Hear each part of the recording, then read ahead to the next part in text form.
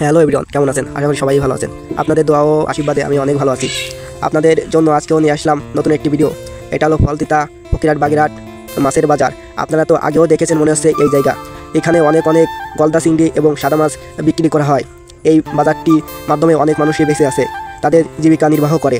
এখানে কোটি কোটি টাকার মাছ বিক্রি করা হয়, গলদা চিংড়ি, সাদা মাছ ইত্যাদি সহ।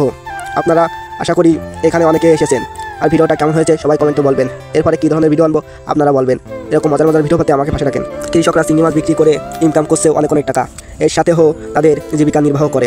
আপনারা সবাই দেখেছেন কত বড় মাছের বাজার, আমার মনে হয় না তো এর আগে কখনো দেখেছেন। এটা হলো বাংলাদেশের 1 নম্বর মাছের বাজার। এই সাদা মাছগুলো দেখছেন, এগুলোর কেজি 15-20 হাজার টাকা কেজি হতে পারে। এই চিংড়ি মাছের পাইকারি দাম 1000-1200 টাকা কেজি, তার চেয়েও বেশি হতে পারে। মাছ সুন্দর একটি খাবার, যা আমাদের দেহের আমিষের অভাব পূরণ করে। মাছ খেতে কার না ভালো লাগে, আপনারাই তো বলেন। হ্যাঁ, আপনাদের সবাইকে অনেক ধন্যবাদ। ভালো থাকবেন, পরবর্তী কোনো ভিডিও দেখাবে। ধন্যবাদ।